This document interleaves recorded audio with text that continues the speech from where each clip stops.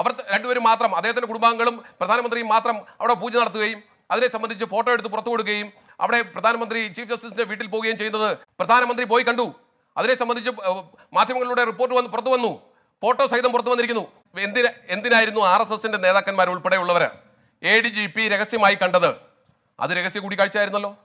എന്നിട്ട് ഒറ്റ മറുപടി ഞങ്ങൾക്ക് പറയാൻ മനസ്സില്ല. അതല്ലേ? ഇതാണോ ജനാധിപത്യം? ഇതാണോ ജനാധിപത്യം? എന്തിനായിരുന്നു പ്രകാശ് ജാവ്ദേക്കർ കണ്ടത്? അതിനെക്കുറിച്ച് ഒറ്റ അക്ഷരം പറയാൻ ഞങ്ങൾക്ക് മനസ്സില്ല. ഇതല്ല ജനാധിപത്യം. ഇങ്ങനെ അസ്വസ്ഥരായിട്ടൊന്നും ഒരു കാര്യവുമില്ല സഹോദര. യുവരാജ് ഗോകുൽ ഇവിടെ ജ്യോതി പറഞ്ഞ കാര്യങ്ങൾക്കുള്ള മറുപടി. എന്തിന് RSS നുണ പറഞ്ഞു? എന്തിന് RSS ഇത് മറച്ചു വെച്ചു? ഇനി RSSന് എന്തെങ്കിലും പരിമിതി ഉണ്ടെങ്കിൽ അത് ബാധകമല്ലാത്ത നിങ്ങളുടെ പ്രഭാരി എന്തിനത് മറച്ചു വെക്കുന്നു? ഇനി പറ, ഞാൻ കേക്കട്ടെ. ഞങ്ങളുടെ പ്രഭാരി EP ജയരാജനെ കണ്ടിട്ടുണ്ട്.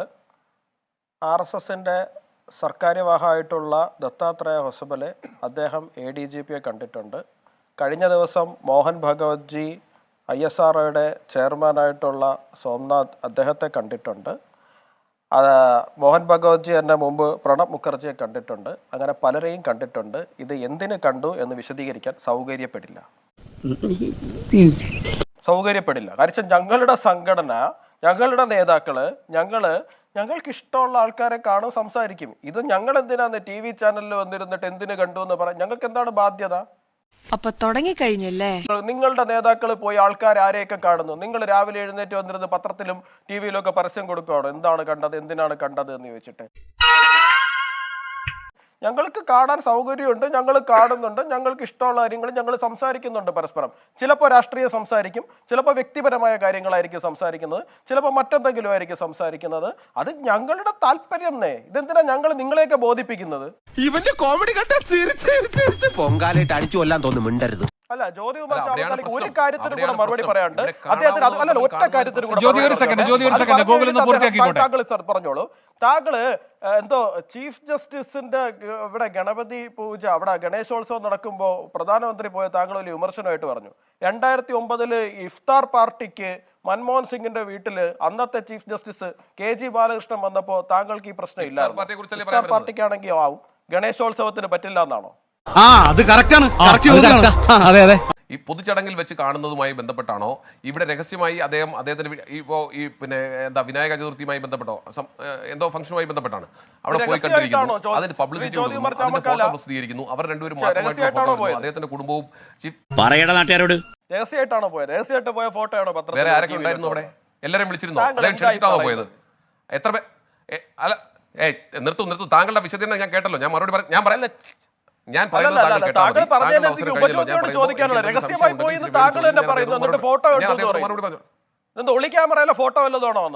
ആവശ്യമില്ലാത്ത ചോദ്യങ്ങൾ ചോദിക്കരുത്. നമ്മളെല്ലാരും TV ചാനലുകളിലും പത്രങ്ങളിലും കൂടെ തന്നെയല്ലേ ആ ഫോട്ടോ കണ്ടത്? എന്താ എന്റെ ഉദ്ദേശം എന്ന് ഞാൻ പറഞ്ഞോ? അല്ല, താങ്കളുടെ വീട്ടിൽ താങ്കളെ കാണുന്നതല്ല, പ്രധാനമന്ത്രി ഒളിക്യാമറ വെച്ച് പോകുന്നൊന്നും ഞാൻ പറഞ്ഞിട്ടില്ല. അല്ല, ഞാൻ ചോദിക്കട്ടെ, താങ്കളുടെ വീട്ടിൽ അല്ല, താങ്കൾ ഒരു രാഷ്ട്രീയ നേതാവാണ് കോൺഗ്രസിന്റെ. അവിടെയാണ് ചോദ്യം. അതാണ് എന്റെ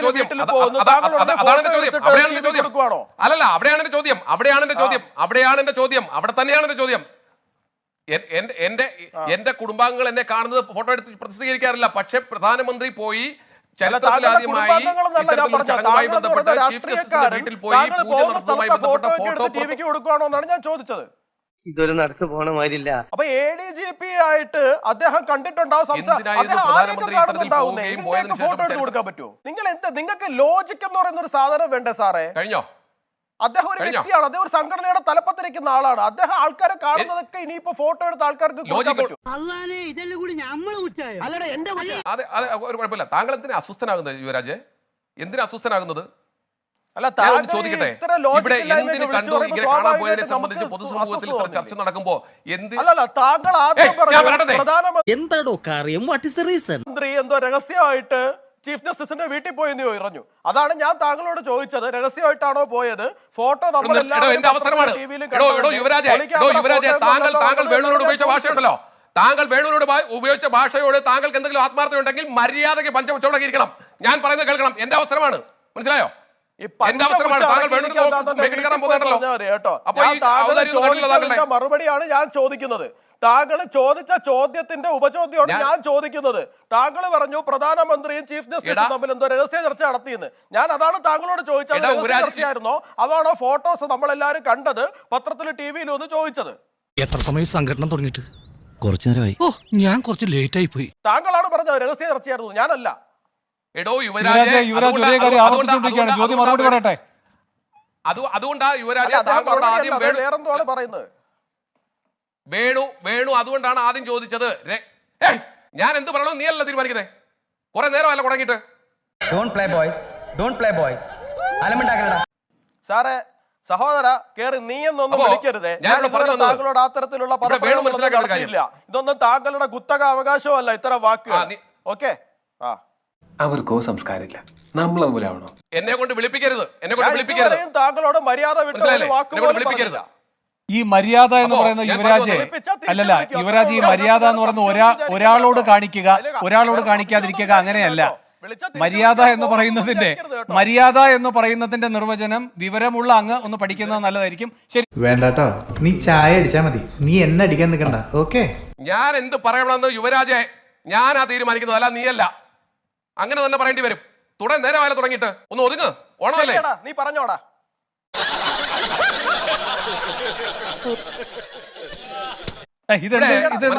ഇതെന്ത് രീതിയാ ഇത്? യുവരാജ് ഇതെന്ത് രീതിയാണിത്? അല്ല, യുവരാജിന് എന്തെങ്കിലും അസഹിഷ്ണുത ഉണ്ടെങ്കിൽ അല്ലെന്നേ, യുവരാജ് ഇപ്പൊ യുവരാജ് ഇപ്പൊ ആങ്കറുമാണ്, ഗസ്റ്റുമാണ്, എല്ലാമാണ്. അതുകൊണ്ടാണ് ഞങ്ങൾ ഇങ്ങനെ അത്ഭുതത്തോടെ നോക്കിക്കൊണ്ടിരിക്കുന്നത്. നിങ്ങൾ ചില സമയത്ത് ആങ്കറാണ്, ചില സമയത്ത് അതുമായിട്ട് എനിക്ക് കിട്ടുന്നു വെച്ചതാണല്ലോ. തൽക്കാലം ഇത്രയും മതി. വരട്ടെ.